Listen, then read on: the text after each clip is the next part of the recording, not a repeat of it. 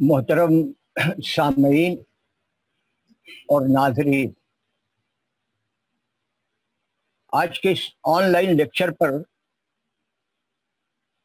मुझे एक बहुत अहम मौजू का इहाता करने की या कुछ बातें अर्ज करने का हुक्म दिया गया है। मौजू बहुत वसी भी है और बहुत वसी भी है और बहुत अहम भी है। इसलिए एक तमहीद के साथ मैं अपनी बात कहने की कोशिश करूंगा। उससे पहले दो बातों की वजाहत करना बहुत जरूरी है, ताकि किसी के जहन में कोई कंफ्यूजन, कोई इंतशार या गलतफहमी न रहे। पहली बात ये कि मैं नई तालीमी पॉलिसी पर गुफ्तगू कर रहा हूं, उस पॉलिसी पर गुफ्तगू कर रहा हूं जो कैबिनेट पास कर चुकी है, पार्लियामेंट में आना बाकी है। लेकिन इसका मतलब ये नहीं है कि मैं कवानीन पर बात करने का आदी हूं या पॉलिसीज पर गुफ्तगू करने का आदी हूं, बल्कि मैं तो किसी स्कूल का टीचर भी नहीं हूं, किसी इंतजामिया का मेंबर भी नहीं हूं, किसी तंजीम से भी मेरी कोई वाबस्तगी नहीं है। मैं एक आम शख्स हूं माशरे का, लेकिन आम शख्स भी फिक्रमंद है कि उसके बच्चों का मुस्तकबिल क्या होगा, मुस्तकबिल में उसके बच्चों को क्या पढ़ाया जाएगा। इसलिए मैं एक आम आदमी की हैसियत से उस पर सोच रहा हूं। दूसरी वजाहत यह है कि आदमी किसी पॉलिसी पर, किसी कानून पर, किसी नजरिए पर क्या बात कहता है, इसका इन्हिसार खुद अपनी उसकी फिक्र पर, उसके नुक्ते नजर पर होता है। हमारे उर्दू में मुहावरा है कि सावन के अंधे को हर तरफ हरा ही हरा सूझता है, या जैसी रूह वैसे फरिश्ते, वगैरह वगैरह। तो हमें ये तालीमी पॉलिसी पर गुफ्तगू करने से पहले ये देखना जरूरी है कि हमारा तर्ज अमल क्या है, हमारी तर्ज फिक्र क्या है, हम किस तरीके से रद्द अमल करने, जाहिर करने के आदी हो चुके हैं, क्या बात करते हैं, कैसे देखते हैं, हमारा नजरिया क्या है।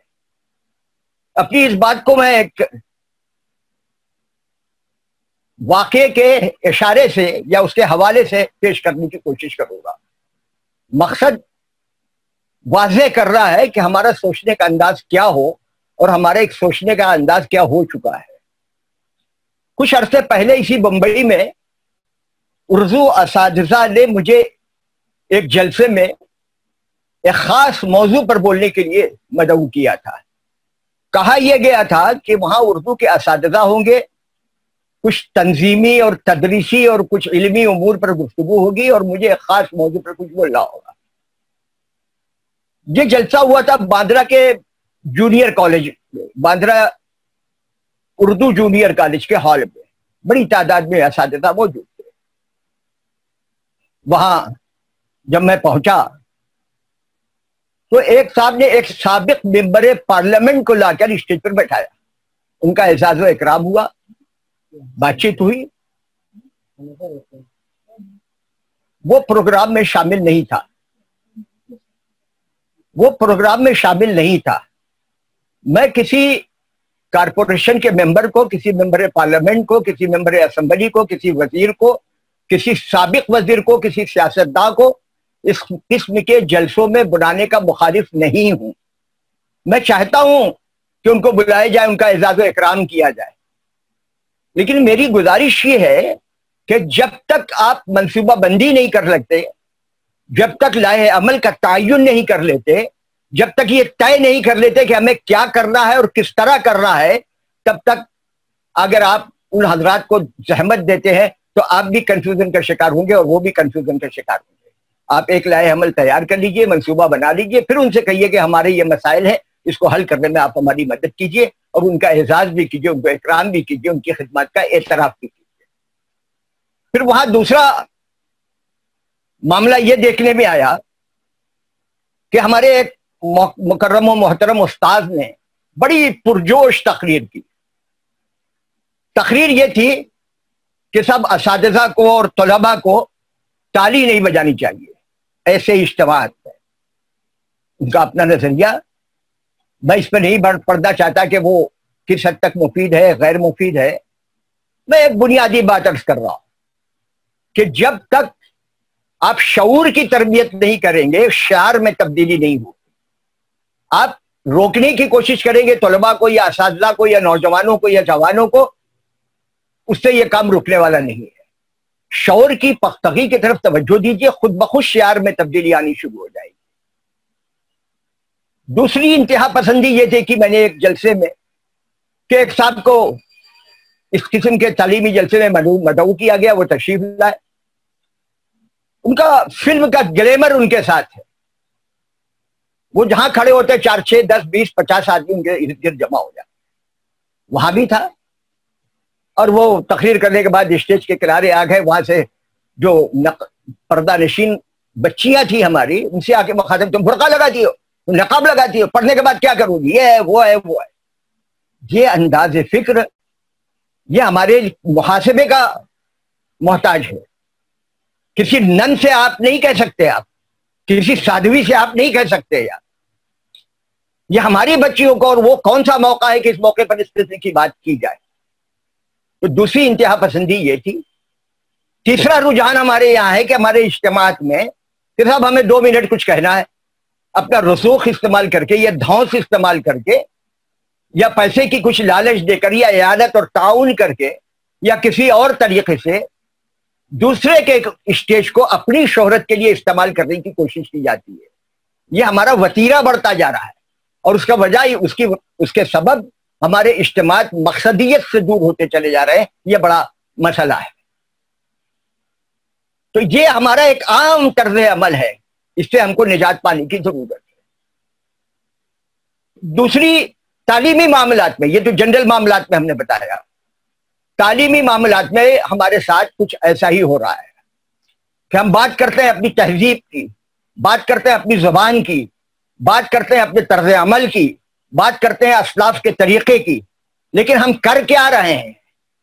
کر یہ رہے ہیں کہ اپنی زبان اور تہذیب کو نظر انداز کرنے کا وتیرہ اختیار کیے ہوئے آگے بڑھتے جا رہے ہیں۔ ابھی ایک ہفتے قبل ایک رپورٹ آئی ہے، اس رپورٹ سے ظاہر ہوتا ہے، وہ رپورٹ تیار کی Indira Gandhi institute of development research,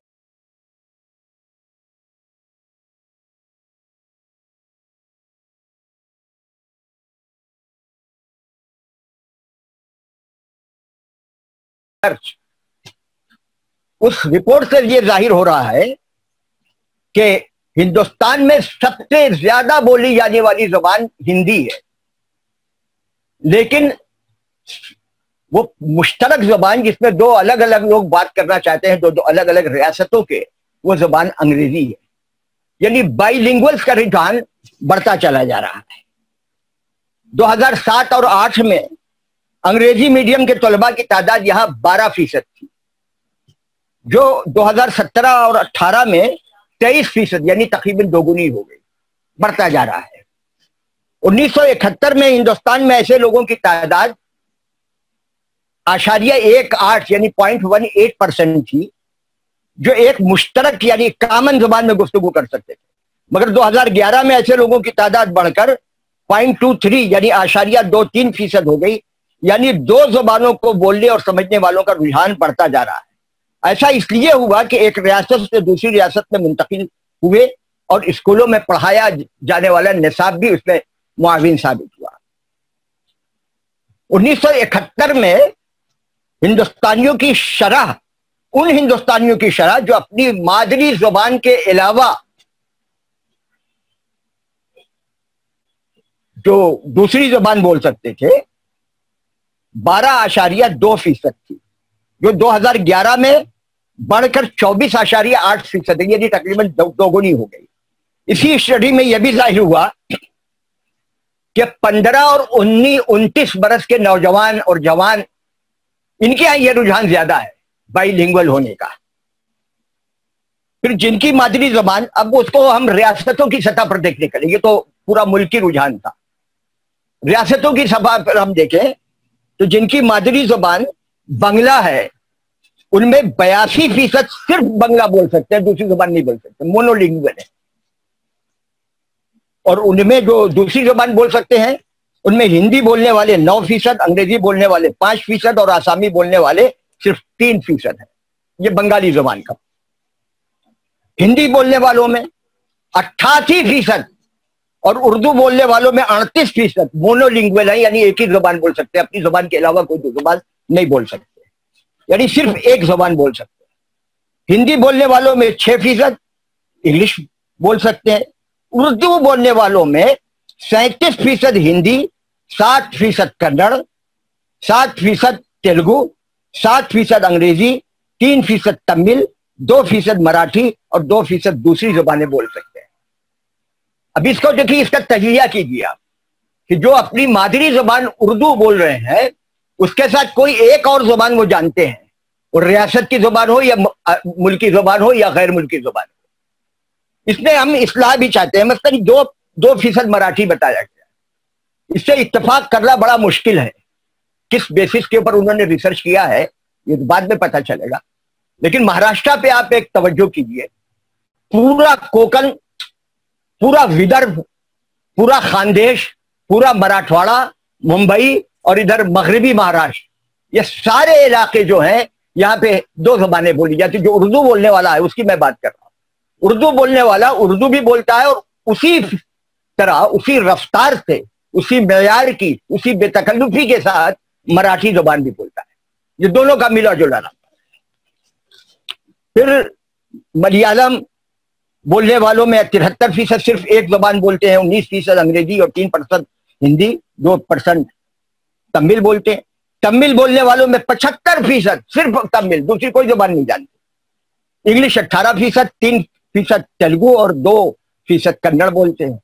Telugu بولنے والوں میں 75% صرف تیلگو بولتے ہیں، 10% انگلش، 6% ہندی، 4% کنڑ اور 4% تمل بولتے ہیں۔ یہاں اردو بولنے والوں کی بڑی تعداد ہے، اس میں اس وقت ہمارے سامنے اس کا ریکارڈ نہیں ہے۔ اور اپنی مادری زبان کے علاوہ کسی دوسری مشترکہ زبان میں بات کرنے کا رجحان، یہ جو ہم نے آپ کے سامنے اعداد و شمار پیش کیے ہیں، اس سے یہ ثابت ہوتا ہے کہ مشترک زبان بولنے کا رجحان جنوب کے مقابلے میں شمال کی ریاستوں میں زیادہ ہے۔ جنوب میں کم ہے، اپنی زبان کے بولنے پر یا پھر انگریزی کی طرف آنے پر وہیں پر اکتفا کرتے ہیں، لیکن شمال میں یہ رجحان زیادہ ہے۔ پھر ایک بہت اہم انکشاف ہوا ہے اس ریسرچ میں کہ زبانیں حکومت کی سرپرستی کی ضرورت تو محسوس کرتی، لیکن کوئی زبان جبر کر کے بڑھائی جا سکے یا اس کی اشاعت میں مدد دی جا سکے، یہ ممکن نہیں۔ مہاراشٹر میں مراٹھی کو کمپلسری لازمی سبجیکٹ کیا گیا، دفاتر میں بھی اور اسکولوں میں بھی۔ ہم مہاراشٹر میں رہتے ہیں، مراٹھی ہماری زبان ہے، ہم مراٹھی کلچر سے، مراٹھی تہذیب سے، مراٹھی ادب سے محبت کا معاملہ کرتے ہیں، ہمیں بڑا فخر ہے اس پہ۔ لیکن یہاں پہ جب ہم ان کا ریکارڈ دیکھتے ہیں تو معلوم یہ ہوا ہے کہ 1971 میں ایسے لوگوں کی تعداد جو مراٹھی کو اپنی مادری زبان بناتے تھے وہ 76% تھی۔ 2011 میں یعنی 30 سال کے بعد وہ کم ہو کر 69% ہو گئی۔ اتنے اقدامات کرنے کے باوجود، اتنے تشدد کا مظاہرہ کرنے کے باوجود، اتنا جبر کرنے کے بعد یہ تعداد گھٹی ہے، بڑھی نہیں ہے۔ اب اس کا وہ کیا ہے کہ parents pick English medium private schools for higher return. ان کو یہ لگتا ہے کہ ہمارا بچہ اگر انگریزی تعلیم پڑھنے جائے گا تو وہاں اچھا پڑھ کر نکلے گا. بہت اچھی بات ہے, آدمی اگر کسی بھی زبان میں پڑھے, ہم کسی زبان کے مخالف نہیں ہیں, لیکن ایک سوال میں آپ کے سامنے رکھتا ہوں کہ اردو بولنے والی جو تعداد ہے, جو آبادی ہے, وہاں کتنے فیصد لوگ ہیں جو اس خرچ کو برداشت کر سکے جو انگریزی میڈیم کے اسکولوں میں اپنے بچوں کو داخل کرنے سے ان پر بوجھ پڑتا ہے. سب تبصر کیجیے, اگر آپ نے ایک مرتبہ داخلہ دلا دیا, ایک سال کی دوسرے سال کی فیس دے دی, اس کے بعد ڈراپ آؤٹ کا شکار ہوتا ہے بچہ, لیکن وہاں کے اخراجات کو پورا نہیں کر پاتا, وہاں کی فیس نہیں دے پاتا, وہاں کا دوسرے اخراجات پورا نہیں کر سکتا. اور وہاں جو متمول کلاس کے بچے آتے ہیں اور ان سے جب ریکارڈ کرتا ہے, جب کمپیریزن ہوتا ہے, تو اس کی نفسیات پہ اثر پڑتا ہے. وہ بچہ یا تو احساس کمتری میں مبتلا ہوتا ہے یا بری عادتوں میں مبتلا ہوتا ہے. تو ہمیں اس میڈیم کا انتخاب کرنا ہے جہاں دور تک ہم تعلیم دلا سکے اپنے بچوں کی, اس معاشی پالیسی کے تحت, اس معاشی کنڈیشن کے تحت جو ہماری ہے.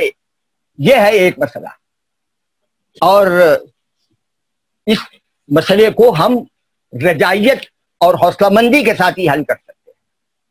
ہماری یہ عادت ہے کہ ہر معاملے میں قنوطیت کا مظاہرہ, ہر معاملے میں حوصلہ شکنی کی بات, مایوسی کی بات. نہیں, اس کی ضرورت نہیں. کسی بھی چیز کو دیکھنے کے دو طریقے ہیں, ایک حوصلہ مندی کا, ایک مایوسی اور قنوطیت کا.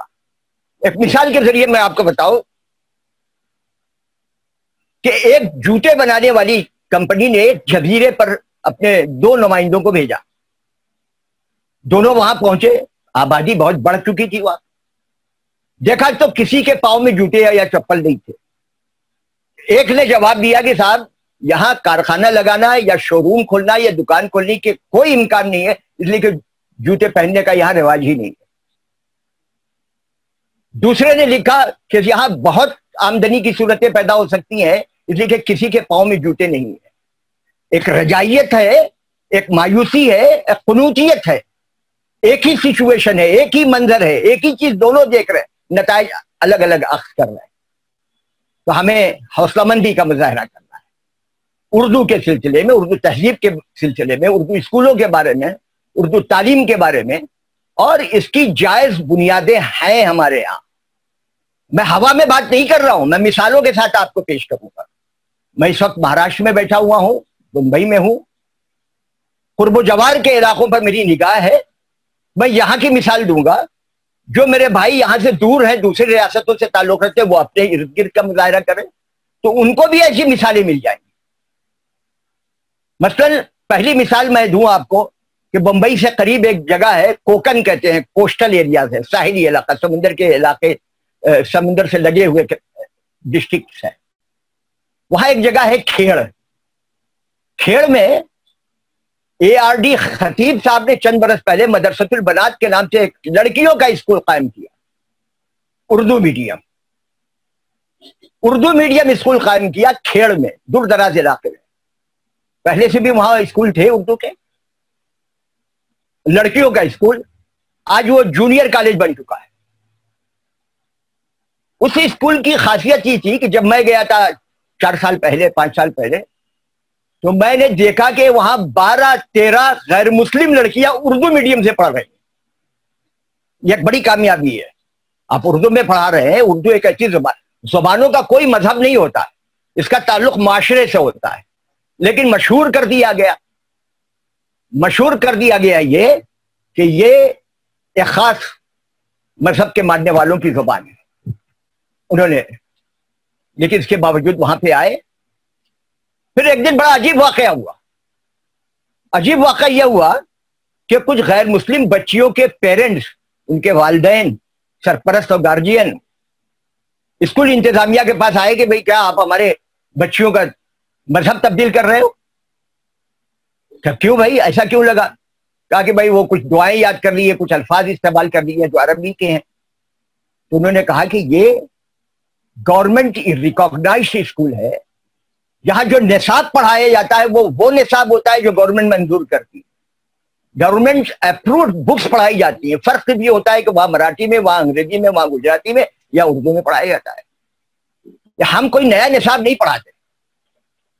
ہاں یہ ہو سکتا ہے کہ ہماری بچیوں کے ساتھ، کیونکہ ہماری بچیوں کا ایک عام رواج ہے کہ وہ جیسے جیسے عمر بڑھتی ہے وہ کچھ کلمات، کچھ دعائیں یاد کر لیتی ہیں، پھر سب آفات سے، بلیات سے، بھوت سے، پریت سے، جدات سے وہ محفوظ رہیں گی. ایسی کوئی دعا، کوئی لفظ اس نے بھی سیکھ لیا ہوگا دوستی کی وجہ سے. اس میں نصاب کا یا اسکول کے ماحول کا کوئی قصور نہیں ہے. جب یہ سنا تو ان کی غلط فہمی دور ہوئی، اور دور ہونے کے بعد ان میں سے جو لوگ آئے تھے احتجاج کرنے کے لیے، وہ کہتے ہیں کہ اچھا ایسی بات ہے تو کیا ہم بھی پڑھ سکتے ہیں اس کو. ایک ایجیٹیٹ ہو کر آئے، ایجیٹیشن کرنے کے لیے آئے، اور لیکن اس کا ایک بہت اچھا نتیجہ برآمد ہوا. اور یہاں ایسے لوگ تھے، خوشونت سنگھ ہمارے انگریزی کے بہت بڑے ادیب، وہ بہت قائل ہماری آیت الکرسی کے. ہماری اورنگ آباد خلد آباد میں ایک ڈی سی پی صاحب سے ملاقات ہوئی تھی، انہوں نے اپنی جیب سے کچھ پرچے نکالے، اس میں آیت الکرسی بھی تھی. ایک طبقہ ہے، افراد ہیں ایسے اس کو کرتے ہیں. جب ان کو سمجھایا گیا تو ان کو بات سمجھ میں آ گئی، اس کے اچھے نتائج برآمد ہو رہے ہیں. آپ دوسرے ضلع میں آئیے، کولہاپور. کولہاپور کے بارے میں یہ سوچنا کہ وہاں اردو ہے، اردو کا ماحول ہے، اردو کے اساتذہ ہیں، بڑا مشکل کام ہے. وہاں عرفان پٹیل صاحب ہیں، شاعر ہیں، وہ مدرس بھی ہیں. انہوں نے 3-4 سال مجھے بلایا، دعوت دی، مگر میں کسی وجہ سے نہیں جا سکا. پھر 1 سال گیا، دل میں کہیں کوئی تردد تھا کہ بھئی پتہ نہیں کیسے ماحول ہوگا، کیسے لوگ ہوں گے، کچھ جلسہ کامیاب ہوگا کہ نہیں ہوگا. بہرحال میں حاضر ہوا وہاں پہ ان کے حکم پر. اور جب میں وہاں اس ہال میں پہنچا اور لوگوں سے ملاقات ہوئی تو میری حیرت کی انتہا نہیں رہی کہ وہاں 600 اردو کے اساتذہ موجود تھے. ایچل کرنجی میں یہ جلسہ ہوا تھا. 600 افراد موجود، سب ٹیچر اور دوسرے لوگ بھی تھے. وہاں کا ماحول دیکھا ہم نے. ستارہ اور سانگلی کے کسی اردو اسکول میں میرا جانے کا اتفاق نہیں ہوا، لیکن ان ڈسٹرکٹس میں جا چکا ہوں کئی مرتبہ. میں نے کچھ اردو اسکول وہاں دیکھے ہیں. اب وہاں کیا معیار ہے، کتنے اردو والے ہیں، یہ مجھے نہیں معلوم، لیکن ہے وہاں پہ، دیکھا نہیں ہے میں. آپ تھوڑا اور اس طرف آئیے، خاندیش میں عبد الکریم سالار صاحب کی اقرا ایجوکیشن سوسائٹی بہت کام کر رہی ہے. وہاں پہ ایک عجیب چیز دیکھنے میں آیا کہ ایک جلسے میں کو بلایا انہوں نے، تو وہاں معلوم یہ ہوا کہ وہ ان بچوں کو بھی ایجوکیٹ کر رہے ہیں جو کوڑا کرکٹ میں کاغذ چننے کا کام کرتے ہیں، چیتھڑے اکٹھا کرنے کا، اس سے اپنی روزی کمانے کا کام کرتے ہیں. ایک بیگ لیے ہوئے جاتے ہیں، جو چیز سمجھ میں اس کو لے کر رکھ لیا، پھر بیچا، اس سے 2 وقت کی روٹی چل گئی.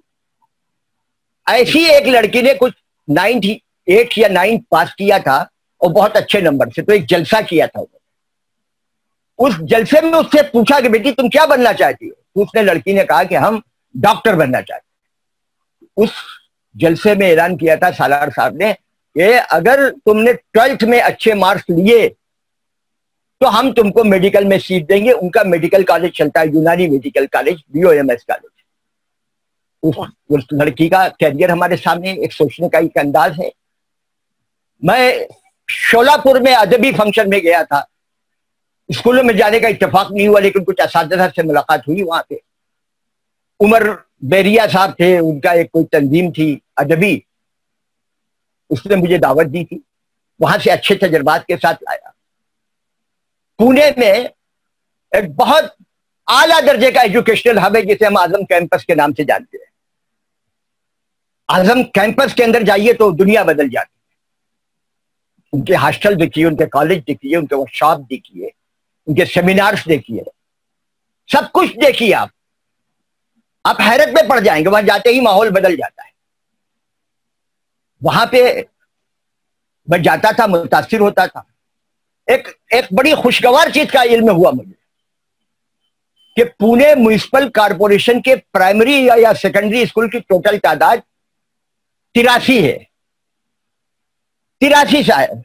وہاں 53,000 لڑکے پڑھتے ہیں اردو میڈیم سے. ان 53,000 بچوں کے لیے 83 اسکول میں پی اے انعامدار صاحب نے اور عابدہ انعامدار صاحبہ نے انگریزی ٹیچر فری میں مہیا کیا ہے، جس کی تنخواہ اعظم کیمپس دیتا ہے. کارپوریشن پہ بوجھ نہیں ہے. پھر کمپیوٹر اور ٹیکنالوجی سے ان کو جوڑنے کی تھی جس سے ان بچوں کو 53,000 بچوں کو فائدہ پہنچ رہا ہے. کنکریٹ کام ہو رہا ہے. ایک ادارہ، ایک کیمپس، ایک افسر یہ اپنا کام کر رہا ہے پازیٹیو وے میں دے رہے. آپ تھانہ ڈسٹرکٹ میں مرکزی جگہ کو بھیونڈی کو حاصل ہے. بھیونڈی میں KEM ہے، دوسرے بہت سے کالجز بھی اب بن گئے ہیں، اور بھیونڈی میں بہت دفعہ میں گیا ہوں. اچھے کام کر رہے ہیں تمام ادارے.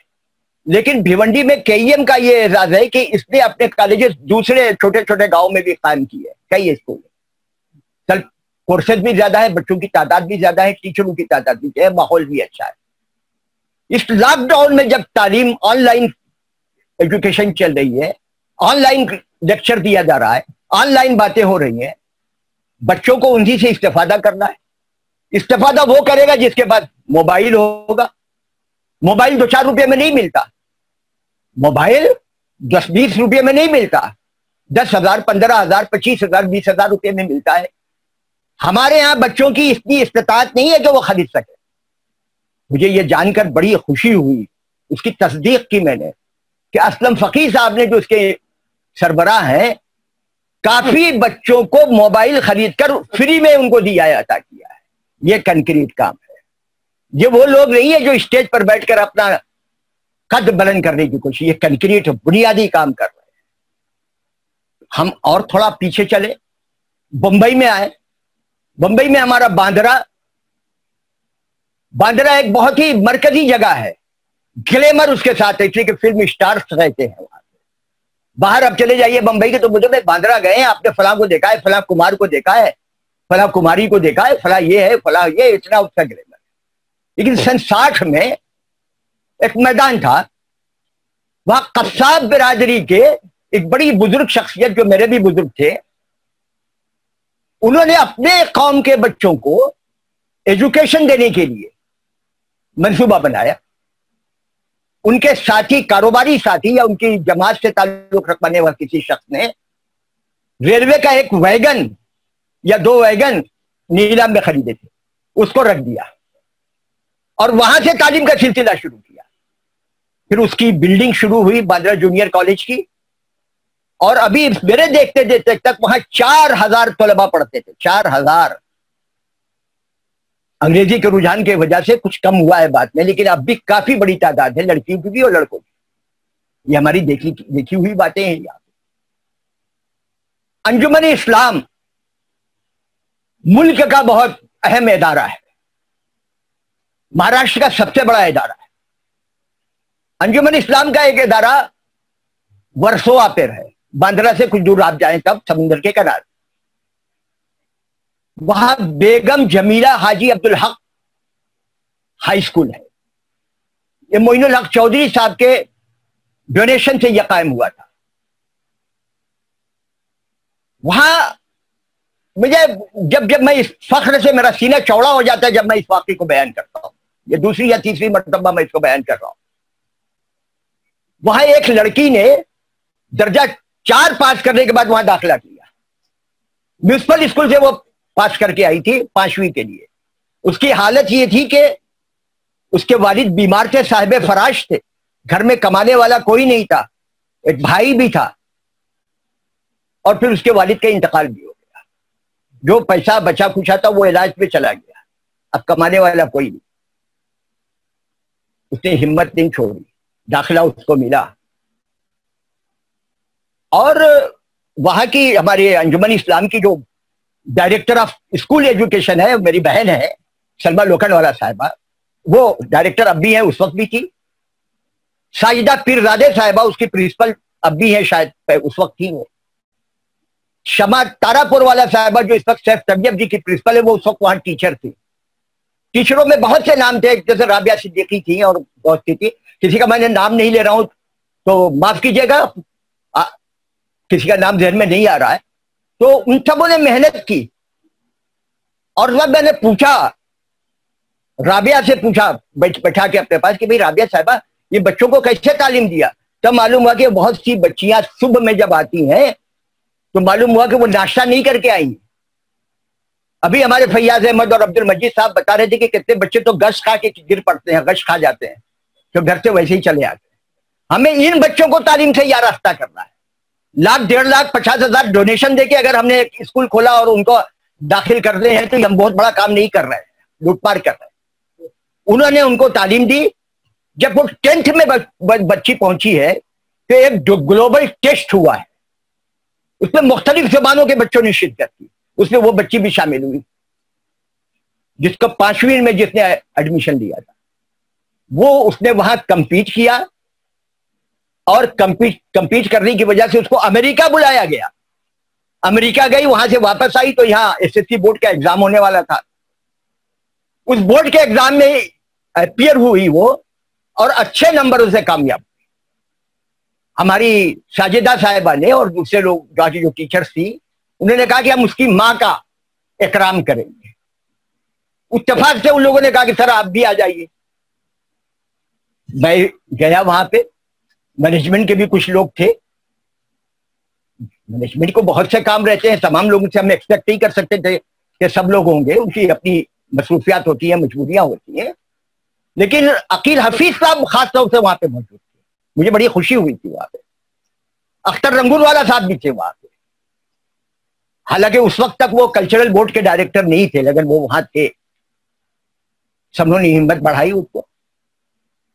تو ایسی مثالیں ہمارے ہاں بہت ہیں کہ ہم لوگ پتھر تراش کر نگینہ بنا دیتے ہیں، ہیرا بنا دیتے ہیں۔ اس کو آگے بڑھانے کی ضرورت ہے۔ یہ پچھلے زمانے کی، پچھلے سینچری کی بات میں نہیں کر رہا ہوں، یہ ادھر 10-15 سال کی اور 5 سال کی اور 20 سال کے اندر کی بات کر رہا ہوں، میں آپ کو جو مثالیں دے رہا ہوں۔ تو ہمارے یہاں حوصلہ مندی کی مثالیں بھی ہیں، حوصلہ مندی بھی ہے، عزائم بھی ہے، ہم ان کو لے کر آگے چڑھنا بھی چاہتے ہیں۔ انہی حوصلہ افزا ماحول میں ہم اپنا کام کر سکتے ہیں۔ اگر ہم نے ہمت ہار دی، ہم نے یہ کہنا شروع کر دیا کہ صاحب ہمارے پاس وسائل نہیں ہے تو ہم کچھ نہیں کر سکتے، اگر ہم نے اپنی ذاتی شہرت کو اپنا مقصد حیات بنا لیا تو ہم کچھ نہیں کر سکتے۔ ہماری ایک وقت آئے گا کہ ہماری شہرت ہماری بدنامی میں تبدیل ہو جائے گی اور ہم اپنا اس کا ازالہ بھی نہیں کر سکتے۔ اب اس پورے پس منظر میں تمہید مجھے احساس ہے کہ کچھ زیادہ ہو گئی، لیکن یہ ضروری تھی کہ آپ کن بچوں کو پڑھانے والے ہیں، کس معاشرے کو تعلیم سے آراستہ کرنے والے ہیں اور کیا تعلیم دینے والے ہیں۔ اس لیے ہم نے تمہید دی۔ اب آئیے نیشنل ایجوکیشن پالیسی 2020 پر جو 2020 میں کیبنٹ نے پاس کیا ہے، اس پالیسی کی طرف ہم آتے ہیں۔ اس کے انٹروڈکشن میں ہی کیا کہہ رہا ہے وہ کہ the aim of education in ancient India, the aim of education in ancient India was not just the acquisition of knowledge as preparation for life in this world or life beyond schooling, but for the complete realization and liberation of the self, world-class institution of ancient India such as Takshila اور نالندہ اور اکرمشیلا، یہ ساری چیزوں کے جو ancient India کی طرف لے جا رہے ہیں ان کی طرف حوالہ دیا۔ پھر آگے بھی وہ کہہ رہے ہیں کہ کہتے ہیں کہ providing universal access to quality education is the key to India's continued ascent and leadership on the global stage in terms of economic growth, social justice and equality, scientific advancement, national integration and cultural preservation. ہم ہندوستانی ہیں اور ہندوستان کے ہر دور پر، ہر طبقے سے، ہر خطے سے ہم کو محبت ہے۔ اینشنٹ انڈیا سے ہمیں کوئی بور نہیں، اس کی جتنی بھی ٹریڈیشنز ہیں ان سب کو ہم سمونا چاہتے ہیں، اس کو جذب کرنا چاہتے ہیں، اس کو پھیلانا چاہتے ہیں۔ ہمیں اس سے کوئی اعتراض نہیں، لیکن ہمارے ذہن میں ایک سوال ہے۔ سوال یہ ہے کہ اینشنٹ انڈیا کے بعد جو میڈیول پیریڈ ہے ہماری تاریخ کا، جو 1200 کے 1300 کے بعد شروع ہوتا ہے، اس کا ذکر کیوں نہیں ہے؟ میڈیول پیریڈ جسے کہتے ہیں 1200-1300 کے بعد کا جو دور ہے، یہ وہ دور ہے جس نے ہمیں امیر خسرو عطا کیا ہے، جس نے ہمیں میر عطا کیا ہے، جس نے ہمیں غالب عطا کیا ہے، جس نے ہمیں تلسی داس عطا کیا ہے، جس نے ہمیں سورداس عطا کیا ہے، جس نے کبیر عطا کیا ہے، جس نے میرا بائی عطا کیا ہے، ہم اس پوری لیگیسی سے محروم ہو جائیں گے۔ یہی وہ دور ہے جس میں ہمیں سنت کاوی کی پوری روایت حاصل ہوئی ہے مہاراشٹر میں۔ اس کو کیا ہم نظر انداز کر سکتے ہیں؟ اس سے ہم دوری اختیار کر سکتے ہیں؟ نہیں کر سکتے۔ امیر خسرو کسی ایک شخص کا نام نہیں ہے، یہ بڑی غلطی ہوگی۔ امیر خسرو بیک وقت ایک صوفی بھی ہے، ایک شاعر بھی ہے، ایک موسیقی کے پروان چڑھانے والے بھی ہیں، بادشاہ کے درباری بھی ہیں اور سپاہی بھی ہیں۔ کتنی حیثیتیں ان کی ہیں۔ اور علاؤالدین خلجی نے جب پبلک لائبریری کا کانسیپٹ دیا ہمیں، ایک ایسی لائبریری جہاں کوئی بھی آئے اور کتابوں سے استفادہ کر سکے، اس کی نگرانی انہوں نے حضرت خسرو کو عطا کی۔ اور خواجہ نظام الدین اولیاء کی خانقاہ میں جو لائبریری تھی یا جو کتابیں تھی، ان کی نظام بھی ان سنبھالنے کا کام انہیں کو تھا۔ ایک اپنے آپ میں ایک مثال ہے۔ ان سے ہم کیسے نظران کر سکتے ہیں، ان سے کیسے دور ہو سکتے ہیں؟ پھر ایک اور روایت ہے اس کے ساتھ کہ امیر خسرو اپنے پیر کے سب سے چہیتے مرید خواجہ نظام الدین، وہ واحد پیر ہیں ہمارے یہاں جو اصحاب سلاسل ہیں، جنہیں تصوف اور اس کے مشاغل میں اور اس کے خانقاہوں کے روایتوں میں دلچسپی ہے، وہ یہ جانتے ہیں کہ اصحاب سلسلہ اپنے پیر کے وسیلے سے دعا کرتے ہیں کہ فلاں کے واسطے، فلاں کے واسطے، فلاں کے واسطے۔ آپ نے بھی سنا ہو خواجہ نظام الدین اولیاء اپنے مرید کے واسطے سے دعا مانگتے تھے۔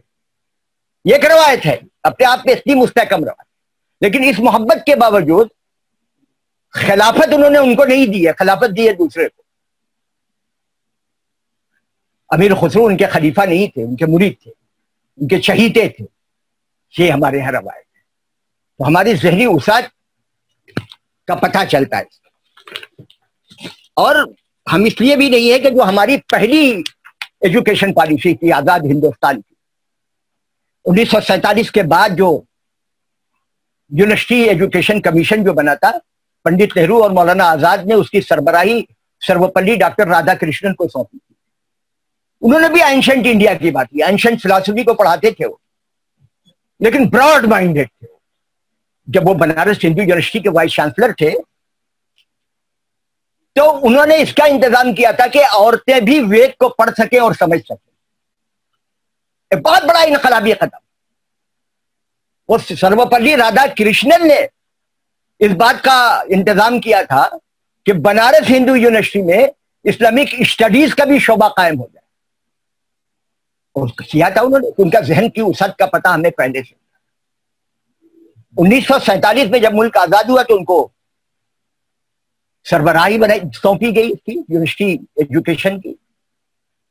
انہوں نے جو اپنے ذہن کی وسعت کا پتہ دیا ہے، ان کے کنووکیشن ایڈریسز میں، ان کے مضامین میں، ان کی تقریروں میں، ان کی کتابوں میں، ان کے کئی مضامین جمع ہیں اس میں، ایجوکیشن پالیٹکس اینڈ وار میں، اس نام سے جمع ہے۔ میں یہاں 4 چھوٹے چھوٹے اقتباسات ان کے پڑھتے ہیں، ان کی ذہن کی وسعت کا پتہ چلے گا کہ اینشنٹ انڈیا کے وہ بھی قائل ہیں، لیکن اس میں کتنی وسعت ہے، کتنی رواداری ہے، کتنا انکلوزیو ہے ان کا نظریہ، آج کی طرح نہیں ہے۔ وہ کہتے ہیں کہ ماضی کی تعمیری قدامت پسندی، رجت پسندی اور انتہا پسندی کے بیچ درمیانی راستہ ہے۔ دیکھ لیجیے آپ، تعمیری قدامت پرستی، رجت پسندی اور انتہا پسندی کے بیچ درمیانی راستہ ہے۔ اگر ہم ہندوستانی ثقافت کی تاریخ کے ابتدائی زمانے سے، یعنی قریب 4-5 ہزار سال قبل کی سندھ گھاٹی کے زمانے سے لے کر آج تک کے زمانے کا مطالعہ کرتے ہیں، تو ایک خصوصیت جو ہماگیر طور پر اس کے طویل ارتقاء میں دکھائی دیتی ہے، وہ ہے اس کا لچیلا پن اور نئی ضرورتوں کے مطابق ڈھل جانے کی صلاحیت۔ اس نے جرأت مندانہ رواداری کے ساتھ، جو کبھی احمقانہ بہادری بھی بن جاتی تھی، دوسرے فکر و عقیدے کے نظاموں میں سے حقیقت کے عناصر کو قبول کیا۔ جذب کرتی جاتی تھی نئی چیزوں کو، نئے عقیدے سے، نئے نظام سے، نئے فکر سے، نظام تربیت کو اپنا لیتی تھی، ریجیکٹ نہیں ہوتی تھی، رد سے کام نہیں لیتی تھی، قبول سے کام لیتی تھی۔ پھر مذہب کے حوالے سے بھی انہوں نے کہا کہ اگر اپنشد، بدھ یا بعد کے کلاسیکی عہد کا قدیم شخص جدید ہندوستان میں یعنی ماڈرن انڈیا میں آ جائے تو دیکھے گا کہ اس کی نسل ماضی کی حیاتوں، پرتوں اور ٹکڑوں سے چپکی ہوئی ہے اور اس کی صالح معنی کا تقریباً کل حصہ کھوتی جا رہی ہے۔ ذہنی افلاس، بے حرکتی، ساکت تکرار، سائنس کی موقوفی، فن کا طویل بانجھپن اور تخلیقی وجدان کی تقابلی کمزوری کو حد درجہ بڑھا دے کر حیرت زدہ رہ جائے گا۔ تو جو کریٹیوٹی ہونی چاہیے تھی، فارورڈ لوکنگ ہونا چاہیے، جب تک وہ نہیں رہ گیا، کہیں نہ کہیں ہم نے اس کو کھول دیا، اس کی اصل خصوصیت سے ہم محروم ہوتے جا رہے ہیں۔ پھر کہہ رہے کہ اگر ہندوستان کو موجودہ زمانے کی الجھنوں سے نبردازمہ ہونا ہے، آج کے دور پہ بات کر رہے ہیں، اگر ہندوستان کو موجودہ زمانے کی الجھنوں سے نبردازمہ ہونا ہے تو اسے رہنمائی کے لیے ان لوگوں کی طرف نہیں دیکھنا چاہیے جو صرف ناگہانی ضرورتوں میں وقت گزارتے ہوئے گم ہو جاتے ہیں، بلکہ ملک کے ادیبوں، سائنسدانوں، شاعروں، فنکاروں، تحقیق کرنے والوں اور ایجاد کرنے والوں کی طرف متوجہ ہونا چاہیے۔ یونیورسٹیوں میں تہذیب کے یہ دانشور ہادیان پائے جاتے ہیں اور یہاں ان کی تربیت ہونا چاہیے۔ یہ یونیورسٹیاں قوم کی باطنی زندگی کی پناہ گاہیں ہیں۔ بہت بلیغ جملہ ہے، بہت بامانی جملہ ہے۔ ہم بامانی اور باطنی زندگی سے ہماری توجہ ہی ہٹتی چلی جا رہی ہے۔ اگر کوئی بات کرتا ہے تو اس کو رجت پسند کہہ کے ٹھکرا دیا جاتا ہے، ہٹا دیا جاتا ہے، بھائی اس کی کیا بات کرتے، بادیت کا زمانہ۔ پھر اینشنٹ انڈیا کی بات کرتے کرتے وہ آج کے دور کی بات کرتے ہیں، کہتے ہیں کہ انگریزی زبان کا مطالعہ جاری رہنا چاہیے۔ یہ جو زبان ہے جو ادب میں، سائنس میں، تکنیکی تعلیم میں اور ہیومینٹیز میں بہت متمول ہے، اگر ہم نے جذبات سے مغلوب ہو کر انگریزی زبان چھوڑ دی تو مسلسل پڑھتے ہوئے علم کے سرچشمے سے ہمارا تعلق منقطع ہو جائے گا۔ انگریزی ہی وہ واحد ذریعہ ہے جو ہمیں دنیا سے الگ تھلگ ہونے سے بچاتا ہے، اور یہ ہمارا غیر دانشمندانہ قدم ہوگا اگر ہم نے خود کو جہالت کے تاریک پردے میں مقید کر دیا۔ یہ ہے ان کے رہنما خطب، جو اینشنٹ انڈیا اور اینشنٹ فلسفی کو ہی پڑھاتے تھے، وہ اسی میں ایکسپرٹ تھے، وہ فلسفی کے آدمی تھے، ہمارے یہاں کے بنیاد گزار ہیں ہماری تعلیمی پالیسی، اسی پر سب بیس کر رہی ہے جو بعد میں جتنی بھی آئی۔ اس کو آپ سامنے رکھیے اور پھر موجودہ رکھیے۔ اس میں ہم نے ایک چیز آپ کو بتائی کہ کلیئر نہیں ہے میڈیول پیریڈ کے بارے میں آپ کیا کہہ رہے ہیں۔ میڈیول پیریڈ کو نظر انداز کے ہم کیا کہہ سکتے؟ کیا سنت پرمپرا جو یہاں کی ہے، یا تلسی داس ہیں، یا میرا بائی ہے، یا میر اور غالب ہیں، ان کو ہم نظر انداز کر سکتے؟ نہیں کر سکتے۔ اب اس کے بعد آج کی پالیسی پر اب ہم بات کر رہے ہیں، براہ راست اس موضوع پر آتے ہیں جو تعلیمی پالیسی میں لکھا ہوا ہے۔ اس کو ہم نے 4 حصوں میں کیا ہے، کچھ پوائنٹس پر آپ سے بات کروں گا۔ گورنمنٹ نے اپنے عزائم کا اعلان کیا ہے۔ گورنمنٹ یہ کہتی ہے کہ departments and programmes in Indian languages, comparative literature, creative writing, arts, music, philosophy to be launched across the country۔ کہتے ہیں کہ دیسی زبانوں میں، ہندوستانی زبانوں میں اور تقابلی مطالعے کے مضامین کو عام کیا جائے گا تمام ملک بھر پر۔ اب یہ کام ہمارے یہاں جاری ہے، یہ کام ہمارے یہاں جاری ہے، یہ پہلی دفعہ نہیں ہوگا۔ ٹیگور کو اردو میں منتقل کرنے کا جب گورنمنٹ نے منصوبہ بنایا تو جامعہ ملیہ کا انتخاب کیا، اس نے اس کام کو بڑی کامیابی سے کیا۔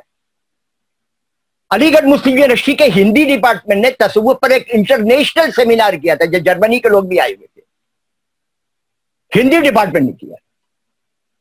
بنارس ہندو یونیورسٹی کے ہندی اور اردو ڈپارٹمنٹ نے مل کر اردو اور ہندی کی ساجھی وراثت کی بنیاد پر ایک مشترکہ سیمینار کیا تھا، جس میں ہزاروں طلباء اور اساتذہ موجود۔ پونے کے اعظم کیمپس میں ٹیگور اور اقبال پر ایک سیمینار کا انعقاد ہوا، تقابل، کمپریٹیو اسٹڈی۔ ابھی حال میں لاک ڈاؤن کے درمیان پنجاب یونیورسٹی نے اقبال اور ٹیگور پر ایک ایکسٹینشن لیکچر کا اہتمام کیا تھا بڑے پیمانے۔ اور بہت سی یونیورسٹیوں کے مثال دیے جا رہے ہیں.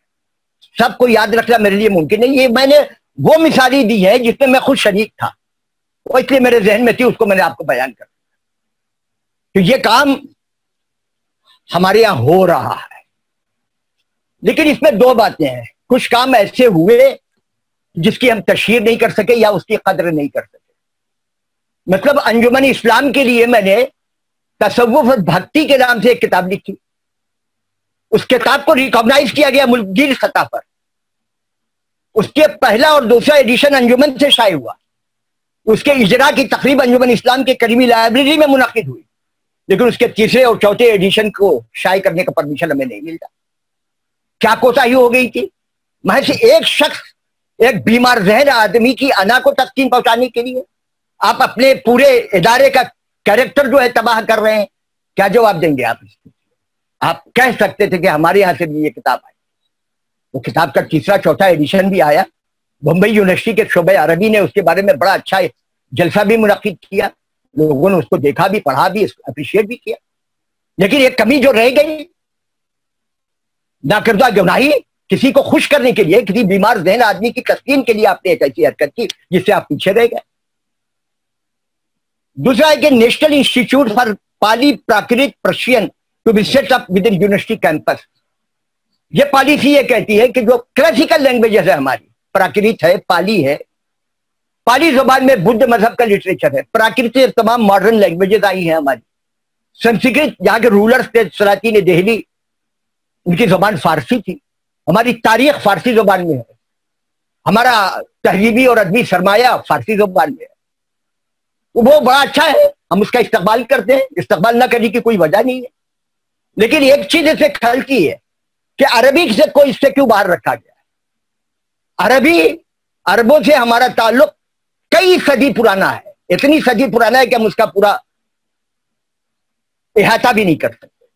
آج بھی کیرل میں ایسے خاندان ہے کہ وہاں جو بچہ پیدا ہوتا ہے اس کی مادری زبان عربی ہوتی ہے. انہوں نے سینسس میں لکھوایا بھی, اس کو کیوں بہرحال کیا.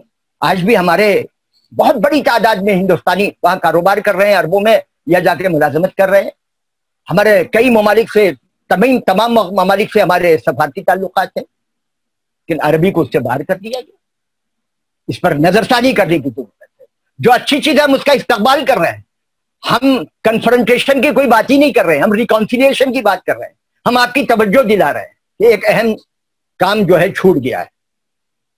پھر ایک پوائنٹ ہے کہ Indian arts of all kinds to be offered to students at all level of education. اب ہندوستانی کلائیں, ہندوستانی آرٹس میں کیا چیز شامل کریں؟ بہت سی چیزیں 17-18 ہمارے یہاں شامل تھی پہلے سے. کہا جاتا ہے کہ 64 کلائیں ہیں. اب یہ 64 کو ہم شامل کریں گے اس میں کیا صورت ہوگی؟ یا جب پورا ان کا فارمولا بن کر آئے گا سامنے, پورا ایجنڈا ہمارے سامنے آئے گا, تو ہم اس پہ بات کر سکتے ہیں. ایک دوسرے حصے کی طرف ہم آئے, کہتے ہیں کہ selected universities from among top 100 in the world will be felicitated to operate in India. کہ دنیا کی جو ٹاپ 100 یونیورسٹیز ہیں ان کو اجازت دی جائے گی کہ ہندوستان میں آئے اور اپنے کام کو کرے, اپنی تعلیم کے جال کو پھیلائے, کیمپسز قائم کرے. ہم تہے دل سے استقبال کرتے ہیں. وہ کون احمق آدمی ہے جو یہ نہیں چاہے گا کہ ہندوستان میں کیمبرج آئے, ہندوستان میں آکسفورڈ آئے, ہندوستان میں ایسی دوسری یونیورسٹی آئے. ہم ان کا استقبال کرتے ہیں, ہونا چاہیے یہ. ہم اس پر بھی خوش ہیں کہ high performing Indian universities will be encourage to set up campuses in other country. کہ ہمارے یہاں کی جو اچھی یونیورسٹیاں ہیں, بڑی یونیورسٹیاں ہیں, جو خود گورنمنٹ کہتی ہے کہ اچھی یونیورسٹی ہے, جیسے JNU ہے, جیسے جامعہ ہے, جیسے علی گڑھ مسلم یونیورسٹی ہے, بنارس ہندو یونیورسٹی ہے, دلی یونیورسٹی ہے, کلکتہ یونیورسٹی ہے, اور دوسری یونیورسٹی, کہتے ہیں ان کو اجازت دی جائے گی کہ یہ باہر جا کے, ملک سے باہر, کہ ہماری زبان, ہماری تہذیب, ہمارے علوم, ہمارے افراد ہندوستان سے باہر قدم رکھیں, ہندوستان کا شہرہ ہو, اس کی نیک نامی میں اضافہ ہو. یہ بافیض ثابت ہو تمام طلباء کے لیے, نوجوانوں کے لیے. اس سے زیادہ خوشی کی بات ہمارے لیے کیا ہو سکتی ہے؟ ہم اس کا بھی استقبال کرتے ہیں. اب higher education commission of India with 4 important verticals within one umbrella, یعنی ایک مرکزیت عطا کی جائے, 4 الگ الگ سینٹر ہو لیکن مین سینٹر ایک ہو. اس سے کیا ہوگا کہ فیصلہ کرنے میں آسانی ہوگی، امپلیمنٹیشن میں آسانی ہوگی. لیکن یہ خطرہ بھی ہے کہ جب ایک جگہ پاور سمٹتے ہیں تو اتھارٹیرین ایٹیچیوڈ کے بڑھنے کا خطرہ بھی ہو جاتا ہے، اور یہ ہمارے یہاں کمزوری ہے.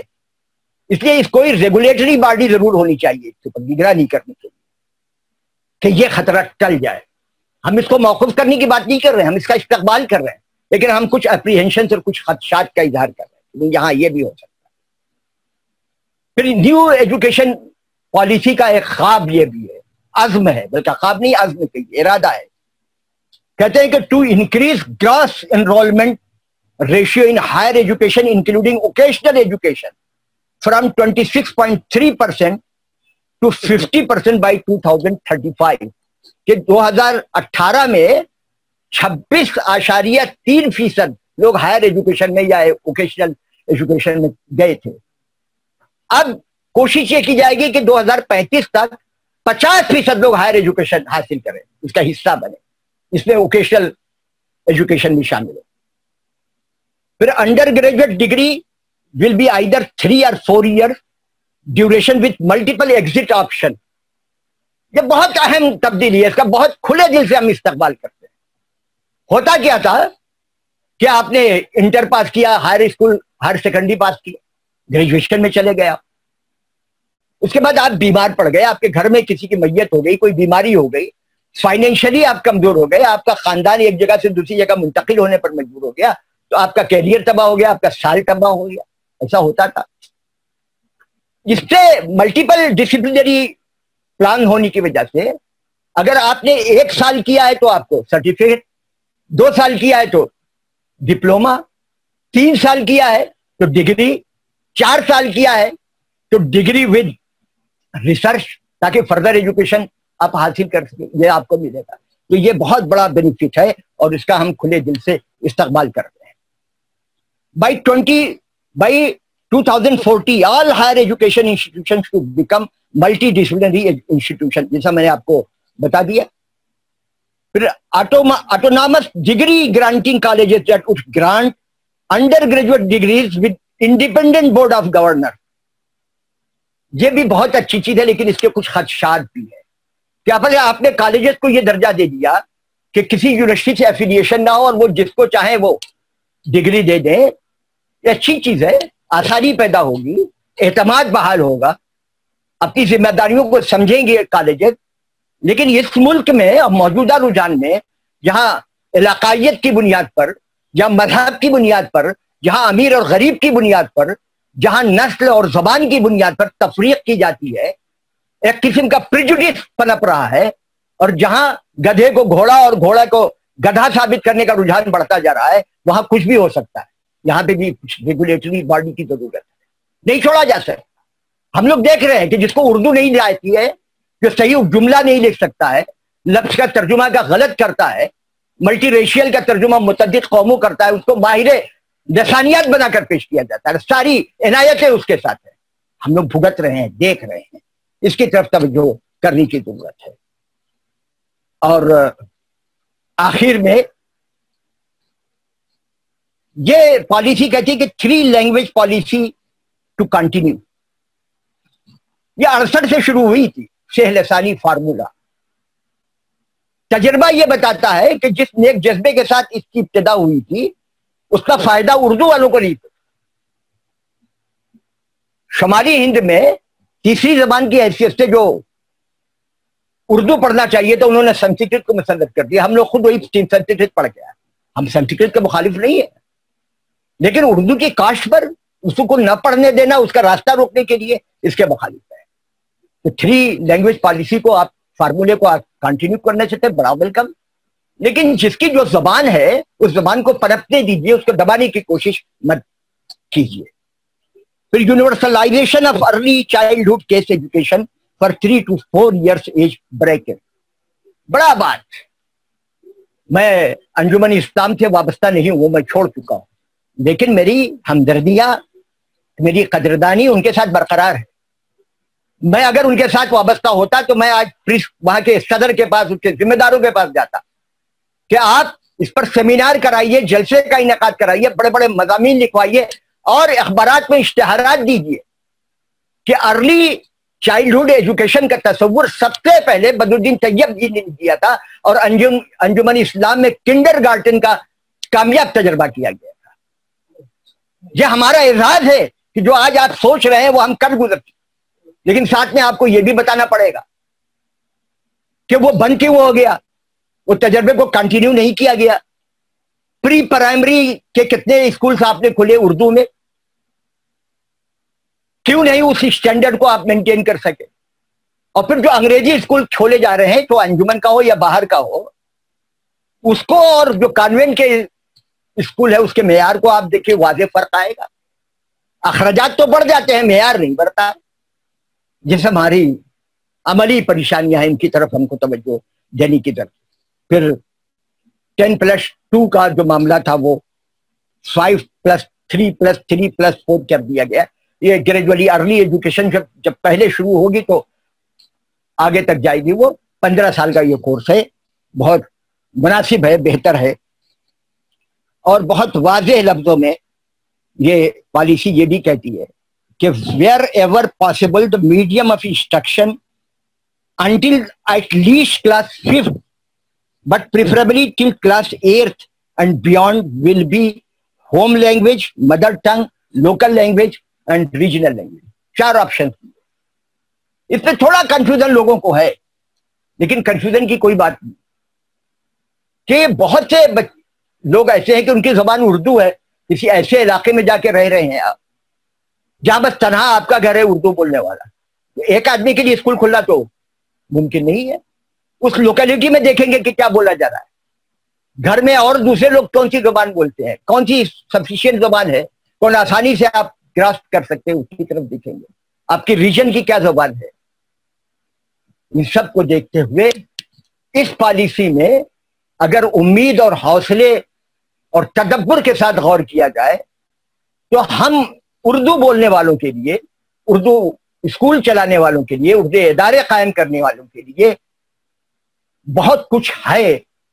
تھوڑے سے احتیاط کے ساتھ ہمیں گورنمنٹ کو لکھنا چاہیے, تمام اردو کے اداروں کو, کہ صاحب ہم اپنے بچوں کی تعلیم اردو میں چاہتے ہیں, 2 ترمیموں کے ساتھ, کہ انگریزی اور کمپیوٹر یا ٹیکنالوجی کی تعلیم بھی ان کو ابتدا سے دی جائے. ہم اس پر محنت کریں گے تاکہ وہ جب 7th میں پہنچے, 8th میں پہنچے تو اس لائق ہو جائیں کہ ہائر ایجوکیشن میں ان کو کسی قسم کی دشواری کا سامنا نہ ہو سکے. میتھ اور سائنس کو آپ ابتدا سے انگریزی میں پڑھائیے, بہت جلدی بچہ پک اپ کر دیتا.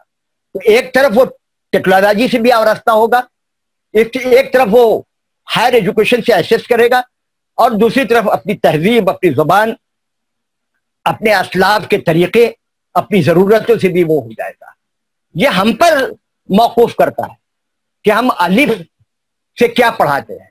الف سے اللہ پڑھاتے ہیں, الف سے انار پڑھاتے ہیں, الف سے ایٹم پڑھاتے ہیں, الف سے ابتدا پڑھاتے ہیں, الف سے انتہا پڑھاتے ہیں. یہ کیا پڑھاتے ہیں؟ یہ ہم پر موقوف ہے. اس سے ہم کو گورنمنٹ سے کیا پوچھنے کے. اردو میڈیم ہو جائے گا تو ہم ایسی تعلیم دیں گے کہ وہ اپنی تہذیب سے بھی آراستہ ہو اور ہائر ایجوکیشن کے لیے بھی اپنی کو تیار کر سکے اور یہاں بھی تیار کر سکے. پھر دوسری چیز اس میں ہے کہ جو ملٹی ڈسپلنری, اس میں ہمارے لیے نعمت ہے بڑی, اس سے ہمیں فائدہ اٹھانا چاہیے. بھائی ہمارا بچہ جو ہے اردو میں گریجویشن کر رہا ہے یا پوسٹ گریجویشن کر رہا ہے, ایک مثال دے رہا ہوں, اگر اس کو ایسی سہولت مہیا ہوتی ہے کہ وہ اردو تعلیم حاصل کرنے کے ساتھ ساتھ انگریزی میں بھی ایک پرچہ لے لیتا ہے, یا کوئی ماڈرن انڈین لینگویج لے لیتا ہے, یا کوئی ماڈرن یورپین لینگویج لے لیتا ہے, یا پبلک ایڈمنسٹریشن کا کورس کرتا ہے اس میں, یا اس قسم کے دوسرے کورس کرتا ہے, تو اس کے لیے مفید ثابت ہوگا کہ مدیر ثابت ہوگا. آسانیاں پیدا ہوں گی, راہیں کھلیں گی, اس کا مقدر تبدیل ہوگا, ہمارا مقدر تبدیل ہوگا, معاشرہ تبدیل ہوگا, اور ہماری تعلیم ہماری روزی کا بھی ذریعہ بن جائے گا, اور ہمیں آدمی بننے کا بھی ذریعہ عطا کرے گا, ہمیں مستقبل سے بھی جوڑنے کا کام کرے گی, اور ہمیں ماضی کی نعمتوں سے بھی ہم کنکار کرنے کی کوشش کریں. اس میں بہت کچھ ہے, یہ ہم پر موقوف ہے کہ ہم کیا اس میں سے حاصل کرتے ہیں, کس طرح حاصل کرتے ہیں.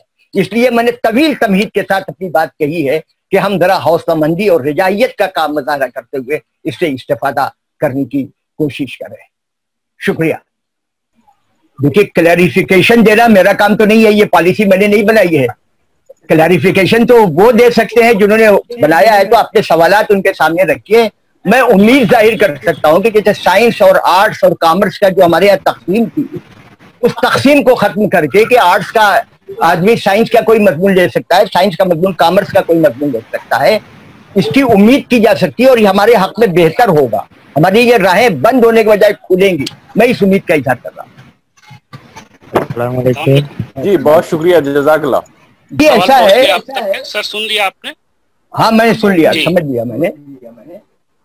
دیکھیے میں عرض کرتا ہوں کہ کسی بھی ذریعہ تعلیم کو مقبول اور بنانے کے لیے 4 چیزوں کی ضرورت ہوتی ہے.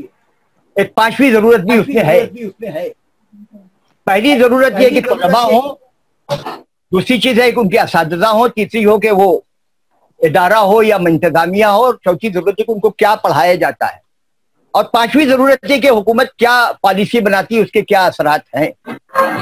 تو ہمارے یہاں مہاراشٹر کی حد تک دیکھیں, دوسرے رسالوں میں بھی ہے, ریاستوں میں بھی ہے, کہ ہمارے یہاں نصاب کی کتابیں بتانے کے لیے ایک کمیٹی بنا دی گئی, یا ایک ادارہ کہہ لیجیے, بال بھارتی ہے, کچھ اور ادارے بھی تھے.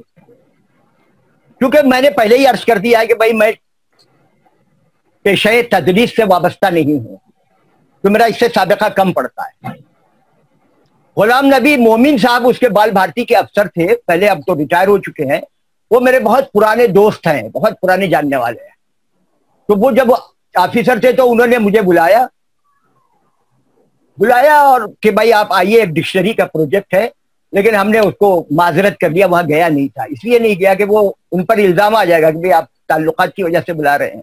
نہیں گیا, بالکل واقفیت نہیں تھی. لیکن ادھر ہمارے انجمن اسلام کریمی لائبریری میں ہم لوگ انجمن اسلام کے اردو ٹیچرز کا ایک اجتماع کیا کرتے تھے, اور ان کی تعداد ہوتی تھی 75-80. ہماری سلمہ بہن اس کی نگرانی کرتی تھی. اس کا طریقہ یہ تھا کہ ایک نصاب میں جو نظم یا نثر شامل ہے, ایک ٹیچر اس کو پڑھتی تھی, دوسری اس کی تفہیم و تشریح کرتی تھی, اور جو موجود ٹیچر تھی ان پر سوالات قائم کرتی تھی, اور آپس میں بحث ہوتی تھی. باہر کا آدمی مداخلت نہیں کرتا تھا. آخر میں ایک ایکسپرٹ اس کے اوپر رائے دیتا تھا. ایکسپرٹ کے طور پر ایک صاحب کو بلایا جاتا تھا, وہ آئے نہیں, کبھی آئے نہیں اس میں. جو اتفاق سے آخر میں وہ مجھے ہی کرنا پڑتا تھا. میں اس قابل نہیں ہوں کہ میں ایکسپرٹ بن کر آ سکوں وہاں پہ, لیکن میں کوشش کرتا تھا. ایک دن میں اس کے اوپر رائے دے رہا تو ایک سبجیکٹ کو جب میں نے پڑھا تو میں نے کہا اس کی زبان و بیان کی بہت غلطیاں ہیں, بچوں پہ کیا اثر پڑے گا. اس کی میں نے نشاندہی کی, اور پھر میں نے اپنے کالم میں اس کو لکھا بھی, دوسروں سے بھی کہا. پھر ہماری سلمہ لوکھنڈوالا صاحبہ نے, پرنسپل نجمہ قاضی صاحبہ نے, کچھ ٹیچرز نے, پروفیسر شفیع شیخ صاحب کو لیا, اور اتنی غلطیاں نکالی نصاب کی کتابوں میں کہ ایک مکمل بکلیٹ تیار ہو گئی, کتابچہ تیار ہو گئی. وہ پیش بھی کیا گیا شاید وہاں سے, لیکن اس کا نتیجہ کیا نکلا وہ شاید اچھا نتیجہ نہیں نکلا, یا اس پر سنوائی ہی نہیں ہوئی. یہ المیہ ہے. اب ادھر ہمارے پڑوس کے بلڈنگ میں رہنے والے ایک صاحب ایک دن آئے میرے پاس, اور کہنے لگا کہ صاحب دیکھیے وہاں پہ یہ ہو رہا ہے, یہ ہو رہا ہے. جو مشاورتی بورڈ میں ہے, جو ادارتی بورڈ میں ہے, جو انتظامی بورڈ میں ہے, انہی لوگوں کے مضامین اس میں شامل کیے جا رہے ہیں, دوسروں کے لیے ہی نہیں گئے. کہ ایک نئی بات کا انکشاف ہوا. تو اس کو بہتر بنانے کی ذمہ داری ہماری اور آپ کی ہے. ہم لکھیں, بورڈ کو لکھیں, ان کو لکھیں, وہاں اچھے لوگ بھی شامل ہیں, ان کو توجہ دلائیں کہ بھائی آپ کی بھی بدنامی ہو رہی ہے اور بچوں کا مستقبل بھی دیا جا رہا ہے. جب تک اچھا نصاب نہیں ہوگا, اچھے پڑھانے والے نہیں ہوں گے, اچھے ماحول میں نہیں پڑھائیں گے, تب تک اس کا بھلا ہونے والا نہیں ہے. آپ کے خدشات, میں نے جہاں تک آپ کے سوال کو میں سمجھ سکا ہوں, آپ کے خدشات بہت صحیح ہیں. اس پر لوگوں کو توجہ کرنا چاہیے, کسی ایک کو نہیں بلکہ تمام لوگوں کو مل کر نصاب کی بہتری کی طرف خصوصی آواز اٹھانی چاہیے. جو غلطیاں ہیں ان کی نشاندہی کرنی چاہیے. جی, کہ سہ لسانی فارمولہ کا مطلب یہ ہے کہ 3 زبانیں پڑھ سکتے ہو بچے. 68 سے اس کی ابتدا ہو. اب سوچا یہ کیا گیا تھا کہ جو تیسری زبان کے طور پر وہ اردو پڑھیں گے, وہاں دوسری زبان لا کے رکھ دی گئی. جنوب میں بھی کچھ ایسا ہوا. जुलूम में कुछ फायदा हुआ, जैसे महाराष्ट्र में आप पढ़ रहे हैं, उर्दू मीडियम से भी पढ़ रहे हैं, वैसे से मजमून भी पढ़, अंग्रेजी मीडियम के स्कूल में उर्दू पढ़ाई जा रही है, ये हमने देखा। उर्दू मीडियम के स्कूल भी चालू है, उस तमाम मज़ामिन उर्दू में पढ़ाए जा रहे हैं। तो न्यू तालीमी पॉलिसी में वो ये एतराफ़ कर रहे हैं कि ये सहलसानी फार्मूले को कंटिन्यू किया जाए। उसको कंटिन्यू करने के सिलसिले में हमको पुरुमीद होना चाहिए। अब जिन स्कूलों में नहीं है उर्दू, वहां कैसे ले जाया जाए? गवर्नमेंट को मजबूर करें कि वहां एक उर्दू को, हमारे बहुत बड़ी तादाद में बच्चे हमारे इंग्लिश में कॉन्वेंट स्कूल में जाते हैं, उर्दू पढ़ना चाहते हैं, टीचर का डर नहीं है, वहां का जो मैनेजमेंट कहता है कि हम तो टीचर नहीं है हमारे पास, उतना नहीं कर सकते। कोई पीए इनामदार और कोई आबिदा इनामदार जैसा शख्स यहाँ से निकल गया इदारा आए और वो कहे भाई जो टीचर है हम देते हैं लेकिन उर्दू को पढ़ाइए जो पढ़ना चाहते हैं। तो ये जो बड़ी मुश्किल लग रही है बहुत आसान हो जाए। हमने एक बड़ी अमली मिसाल दी है, आज की मिसाल दी है कि पुणे में ऐसा हुआ है। आपको वाज़ेह कर दूं कि पिछले साल 1 साल सिर्फ मैं वहां नहीं था, बाकी 8 साल तकरीबन मैं वहां पे था और बड़ी मेहनत से काम किया जा रहा था और अच्छा काम, उसके नताइज सामने आ रहे थे। वो उन टॉपिक्स पर वहां पे मज़ामीन लिखवाए गए, तकरीरी कराई गई जो बाद में गवर्नमेंट की पॉलिसी का हिस्सा बना। मतलब सफाई स्वच्छता अभियान चला, बाद में चला वो, मतलब फसाद और जंग और जिहाद का फर्क बताया गया, ये सब चीजें चलती रही। जब कोई काम फैलने लगता है तो ऐसे अफराद उसमें शामिल होने की कोशिश करते हैं जो उसके अहल नहीं होते, और हमारा इंतजामिया आम तौर से खुशामद पसंद होता है। ये हर जगह का मामला है, उससे हमको निजात दिलाने की कोशिश की है। इस साल क्या हुआ मुझे नहीं मालूम है, लेकिन उम्मीद यही है कि हमारी सलमा बहन ने बहुत अच्छा किया होगा, वो उसकी निगरानी कर रहे थे और अंजुमन के मैनेजमेंट के जो भी लोग हैं वो पढ़े लिखे लोग वो करते रहे होंगे। लेकिन आप पहले आदमी नहीं है, कई आदमी ने इसको कहा। इस बारे में अगर मैं कुछ ज्यादा कहूंगा तो लोग समझेंगे चूंकि ये छोड़ कर आए हैं इसलिए बदला निकाल रहे हैं या इंतकामी कार्रवाई कर रहे हैं, इसलिए इस पर यही फैसला कर लीजिए कि 1 साल में क्या हुआ ये नहीं मालूम, उससे पहले तो बहुत अच्छा इंतजाम हुआ।